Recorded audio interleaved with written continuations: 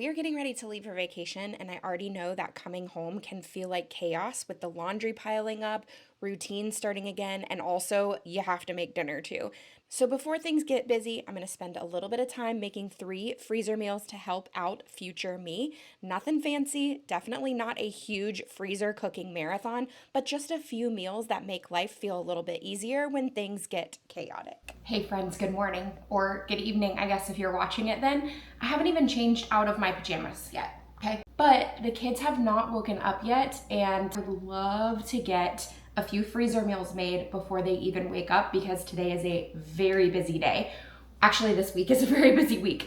We are leaving to go on vacation on Friday. Today it's Tuesday, but I wanna make some freezer meals so that when we get home from vacation, things are not chaos. So I wanna have just a few things ready to go to kind of eliminate that at least a little bit. Okay, the first thing we're gonna start with is a roast chicken and vegetables. And you guys know typically when I do this, I make crock pot meals. We are still gonna have that. Don't exit out just because it's not first thing a crock pot meal. But I wanna have this kind of thing ready to go too, because sometimes we want something different. So I have these roasting pans. I got them at Food Lion. I'm sure you can get them cheaper, but it was kind of like, I need these fast. We need to get a move on all this stuff. I've got some carrots that we're going to cut up. Well, I'm gonna peel and cut up. So I'm actually gonna make this pretty veggie heavy. I do have some bone-in, skin-on chicken thighs that we're gonna be using, but I want this to be veggie heavy to have just a lot, where it's gonna be really super filling along with the protein. And let me just tell you, as we're doing this, if it feels like I am losing it, like I am just in total chaos, that's probably accurate. You're probably feeling it accurately. While I do this, I started school for those of you that were curious, because I did talk about it after I took a break from YouTube for just a little bit. I think it was only like a month, but after I took a break, I talked about how I was considering going back into school. I did start school. I am in my 3rd module. There are 8 modules, I believe. It might be 12. And then after that, you do kind of like a guided thing with mock patients where you would decide, okay, they're actual real patients. They're just not current patients, but you would take their lab results and things like that and look at them and figure out what diet, what exercise, what supplements, all that kind of stuff would best work based on their labs and their gut health analysis. And then after that, I also have to write a thesis paper. So I'm like 1 month into potentially 2 years at this point. It can take as little as 9 months from what I've heard, but you can take up to 2 years to finish the program. So we'll see how that works, how that's gonna go. I don't wanna say it's been easy because that's not necessarily the word, but I think my background in pre-med has made this early portion easier for me to kind of breeze through because it's things that I already know, that I've already studied for years and years. So we'll kind of see where it goes from here. I'm excited. I love learning this stuff, so it's fun for me anyway. I'm gonna take these carrots that I have here and we're just gonna cut them into like bite-sized chunks and put them in the pan.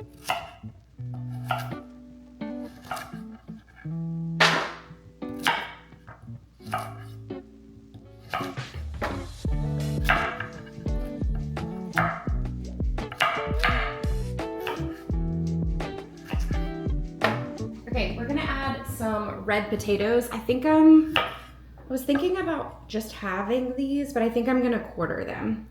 Also, I wanna mention that if you are about to go out of town, this is a great time to freezer prep because all that leftover stuff in your refrigerator that's gonna go bad while you're gone, this is so perfect because you're gonna go ahead and prep it for the freezer. It's not gonna go to waste, it's not gonna go bad. And then when you get home, it's even more convenient because you already spent all your money on vacation and you're not having to go out to eat.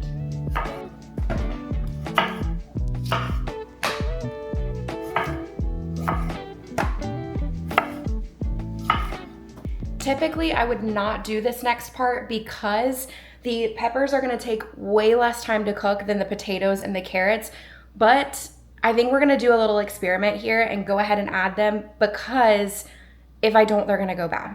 And I'm trying to think about the other recipes that I'm doing. I need a little bit of peppers.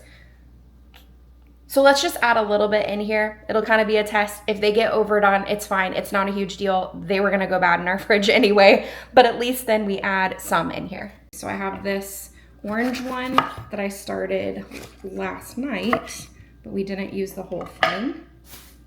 And I'm just gonna do like big pieces.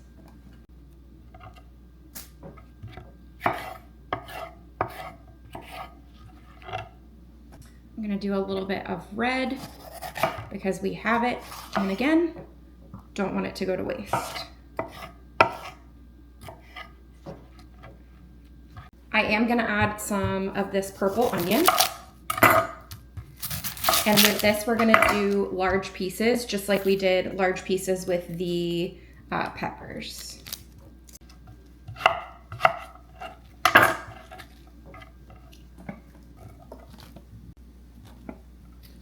Okay, so I know it looks like a lot of veggies, and it is a lot of veggies. However, like I said, these were gonna go bad. If we didn't use them up, this is the best way to do it.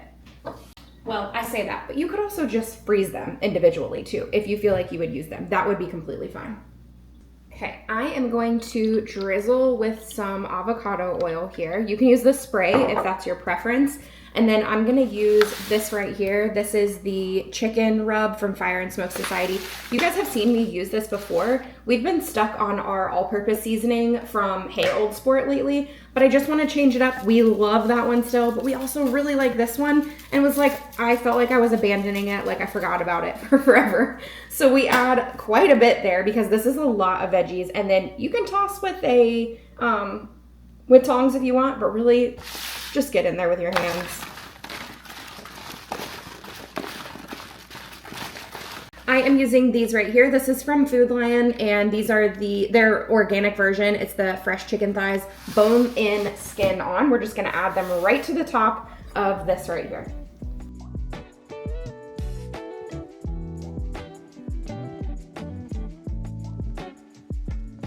I turned the chicken upside down because I do want to season the underside. And that one got a little much, but we're going a little more conservative on the other ones. Let's flip those over. Then we'll wash hands and season the top side.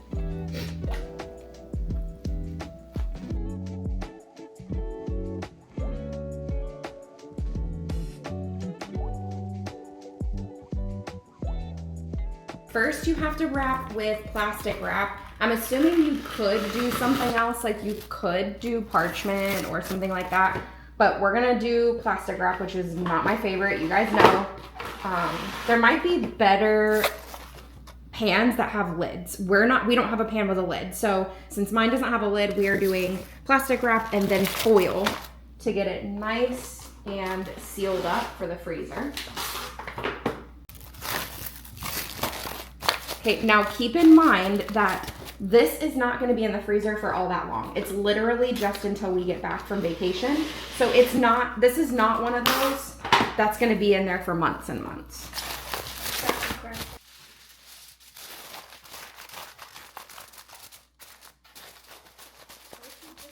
For this, we're going to thaw. And what I mean by that is you're gonna thaw in the refrigerator the night before you want to cook it. Obviously, you're gonna remove if you can't remember this, you should write it on there, but you need to remove the plastic, and then you're gonna cover it. So I'm gonna say we're gonna cook at 375, 30 minutes covered, then uncover for another 30 minutes. So we're looking for 165 degrees on that internal temperature of the chicken. That's the main thing there. And this is done. It can go in the freezer and it'll be ready for us to have in a couple weeks.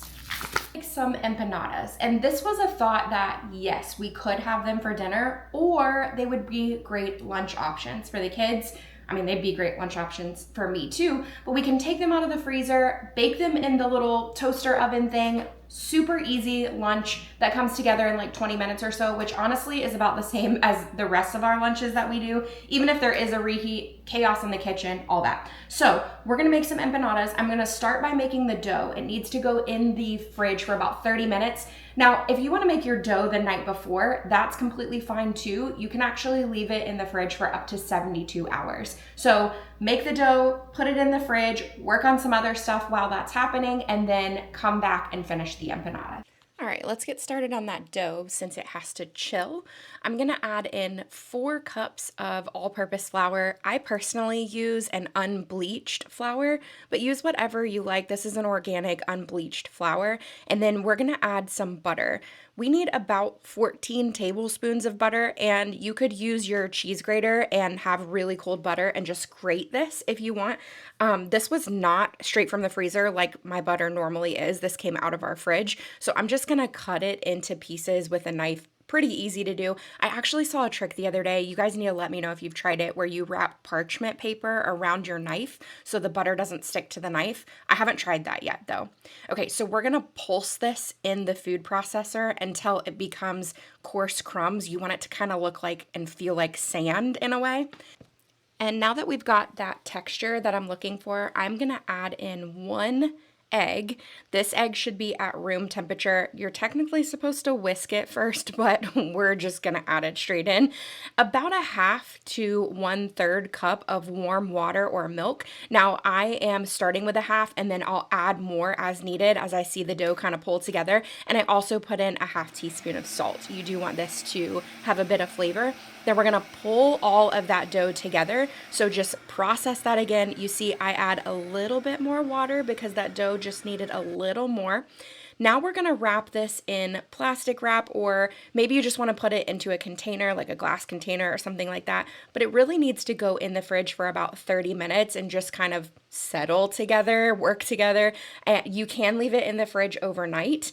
And I think you can leave it in the fridge even up to 24 hours. I don't remember the exact time, but I do have a link in my description box for this so you can see the exact measurements and how I did this. But make sure that it goes into the fridge for at least 30 minutes to just kind of settle.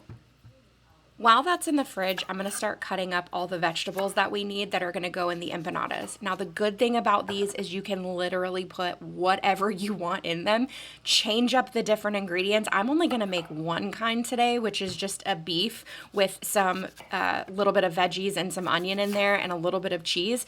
But I mean, literally, one of my friends yesterday just told me you could add pulled pork to this and it would be so delicious, which I totally agree with. Also, if you guys don't have one of these chopper things, I've been looking at them for years, and my mom actually gave me one the other day. It saves so much time when you're dicing or chopping peppers and onions and potatoes and things like that. So I've got all of these prepped and ready to go for the inside of the empanadas. Let's turn on this pan here and get it nice and hot for the veggies to cook up. I didn't turn on the camera, but what I said was we put a little bit of oil in the pan and then I dropped in all those peppers and onions. We're gonna let them cook up until they're nice and soft. Sorry. Don't know what I was thinking. I was talking to a camera that was not on. Actually, speaking of that, I went the other night to edit 2 different recipes that I had filmed and realized I didn't turn the camera on for the majority of the recipes. So I had to scrap those. Sorry, they were really good. They were really good and I was excited to share them with you, but welcome to my world. Okay, this is actually gonna take several minutes, so we're just gonna let it go and not really mess with it, just stir it occasionally. Okay, the onion is pretty much completely translucent at this point, which is kind of what you're looking for. I'm gonna push all of this to the side and put our ground beef in. You can take it out if that's your preference, it's up to you. This is from our butcher box, which we love. If you want to hear about that, I do have a deal with ButcherBox that gets you like free protein and stuff, which is awesome. So if you're interested, I'll have that linked in the description box below. This is not sponsored. This video is not sponsored by them, but just letting you know. I like to put this in here Let it sear, let it cook for several minutes before you turn it over. Turn it over as a whole. When you get that nice brown color on your meat, it tastes even better. Okay, now we attempt to turn it over as a whole unit. Aha! And that's where you get that nice brown color. So we're gonna do that on the other side as well.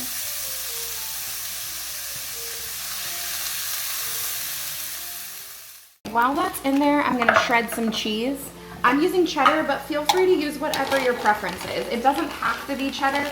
This is just convenient for me because I can get a good quality version of cheddar. But I think like a spicier cheese could be really good too, a pepper jack, something of that nature, just depending on your preference. Okay, in that amount of time, I'm sure this other side is done. Oh yeah. Okay, but I also like to get the sides a little bit. So I'm gonna do that. And actually, you know what? We should probably just stir these just to make sure nothing's getting burnt.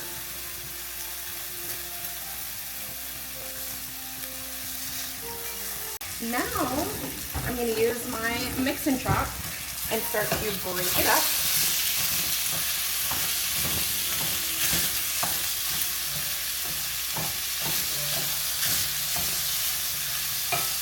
Adding some cumin.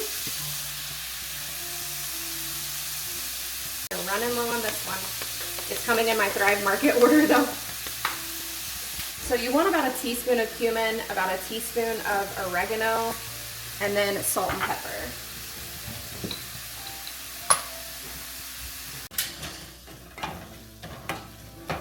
Okay, we're gonna let that just finish cooking. So you want to cook it and combine it with all those peppers, but then we need to set this mixture to the side so that it can cool down before we end up putting it inside of the empanada pastry. I've got my empanada dough here, and I'm gonna cut it into fours just to make it a little easier to work with. Let's actually cut this into 8s each one. You just want you want to end up with little balls like this, okay? Because then we can take our rolling pin and flatten them out. The other option would be to roll this into a big sheet and cut it out with like a cookie dough cutter, but I don't know, we're just gonna try it. I think this is probably a more traditional way, but then again, I have no idea. We're just going with it. A pan back here with parchment paper, because we're gonna freeze these on the parchment paper. And I probably need some flour laid down here. Go. I'm gonna do like this, get my rolling pin. I had a mini rolling pin at one point that probably would have been perfect for this. Ooh, I need flour on that. Okay, this might be a little thin, but we're just gonna make some attempts and see what happens here, okay?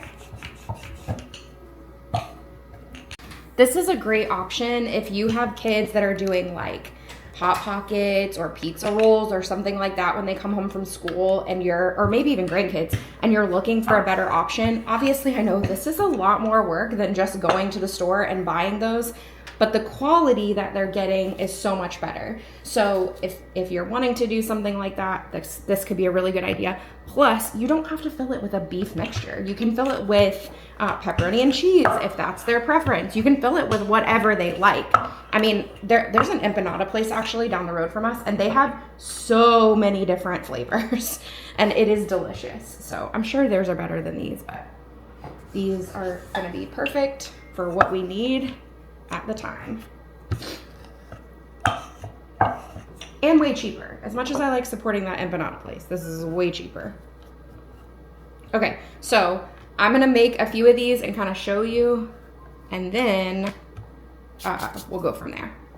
Okay, so what we wanna do is take a spoonful of that mixture, and then you add a little bit of cheese. Doesn't need to be too much, just to kind of add that flavor in there. We're gonna flip it over, and then you can use your fingers, or if you really want to get a good seal here, use a fork and press into the edges like so. And there you go. That's gonna go into the freezer. Can I eat it? Okay, now I'm gonna show you something because you might get a situation like this right here where it doesn't fully pinch together. The dough might not stick. So what you can do is just have a little bowl of water and just add a little bit of water to the edge and it'll pinch together. Okay, so just take a little bit of water. Oops, not beef, water. Fold over, and that way when you pinch the edges, they'll stick together.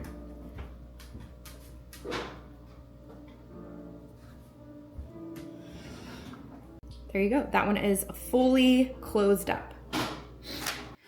This whole tray is gonna go into the freezer and I'm gonna let them freeze before we kind of like bag them up so that they're frozen solid and they won't all clump together. This is the easiest way to do it if you want them to stay separated, so just one at a time could be pulled out. I also have leftover dough, so I'm gonna wrap this really tightly and write on it because then the next time I make empanadas, I don't need to make dough. All right, these are fully frozen, so we're gonna add them to the bags that I put in our freezer whenever we make freezer items, breads, pancakes, pastries, anything like that. I use these bags. When you're ready to make these, you can pop them in your oven, your toaster oven, your air fryer. 375 for 25 to 25 minutes is what we've been doing, and they're perfect. Okay, I'm gonna make a garlic pork stir fry. And you know what I just realized? It's not in the crock pot, which means all of these freezer meals are not crock pot, but that's okay. They're still easy, y'all. It doesn't have to be in the crock pot to be a freezer meal. I have plenty of those recipes. If you want to see them, I'll have a bunch of them linked here so that you can see them. But we're gonna make this garlic pork stir fry meal. I'm gonna start with the veggies because I got this right here where you just like slam it down and you chop the veggies, and oh my goodness, it makes things so easy. Starting with some green pepper. Just gonna cut off the parts I need. Then you place it right in here. Oh, that needs to be actually a little smaller. Place it in here, chop, boom, chop. Man, who knew it could be this easy? It's crazy. Okay, because I have it, although the recipe does not call for this, I'm gonna go ahead and use some red pepper and I'm gonna use some yellow pepper.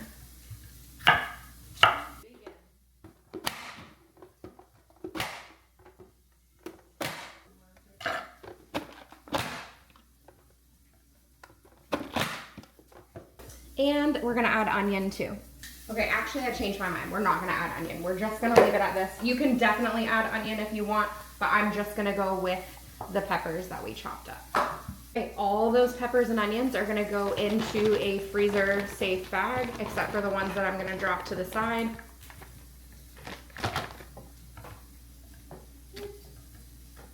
Okay. We can close this up.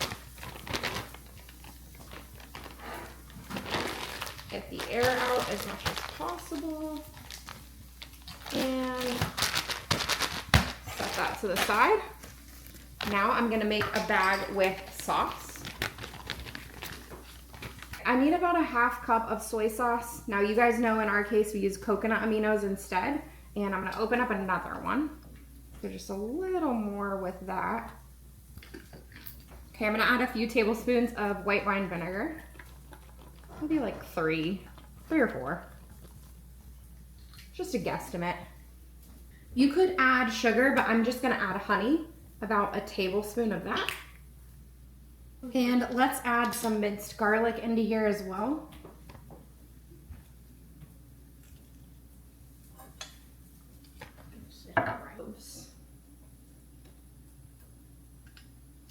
If you want just a touch of heat, about a 1/4 teaspoon of crushed red pepper flakes. This sauce is done. Now, if you feel like you need more, that's totally fine. You can double it just depending on the amount of pork that you're gonna be making. I'm gonna try and get the air out of this bag as much as possible. Did you close the whole one? And we've got our sauce, so I'm gonna lay that with the veggies that we cut. We're gonna put pork cubes, basically we're gonna cut pork into this bag, but what I wanna do is go ahead and write all of my instructions on it before that happens. So we're going to take the pork and we're gonna discard pork liquid. I know that sounds really appetizing, but if there's any liquid in the pork bag at all, we want to discard that. Then we're going to add 1 cup of, I'm gonna use tapioca flour, but you can use cornstarch. Tapioca flour. And toss. Toss that pork around, shake it up to coat all of the meat. Then we're going to add pork to a skillet, medium high, cook about 10 minutes. You will need a little bit of oil in that skillet too to get that nice like crispiness on it. Then add veg and sauce. And the tapioca flour or the cornstarch in our case is also going to help the sauce that we made to thicken up. We will likely serve ours over rice, but it's completely a preference thing. I use my bag holders here. In this bag here, I've got a boneless pork loin. This is what we're gonna use for this recipe. Okay, and we're gonna take this and just cut it up into bite-sized pieces. Whatever your preference is on size. I am gonna trim off some of the fat, although obviously we know that's where the flavor is. I'm gonna trim a lot of it off anyway, just because. Okay, we can put it into the bag that has been labeled and ready to go. That is done.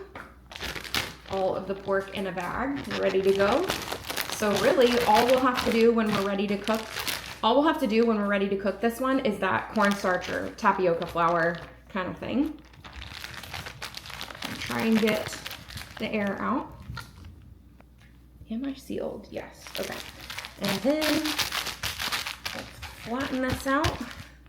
And I know a lot of people prefer to store their freezer meals flat in the freezer. That's fine. I usually will try and roll up the bags. You guys have seen me do this. Roll up the bags within one another like so. But we usually have a good amount of room in our freezer. It's just up to you. You could also just take another bag and put all of this inside of a bag so it stays together.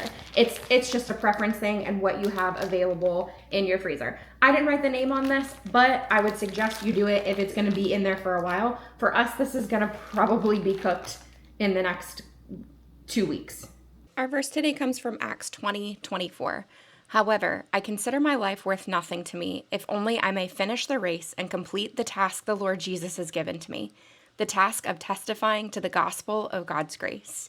I hope you enjoyed today's video. If you need more freezer inspiration, you know that I have that here for you. We have done countless freezer meals videos, so many freezer meals. We love doing these and having them available to make weeknights easier when we need them to be easier, when things are busy. Highly suggest that you check out this other video that I have right here. It's going to give you 10 additional freezer meals. So if you're wanting that marathon, this is the way to go. Hope you have a great week.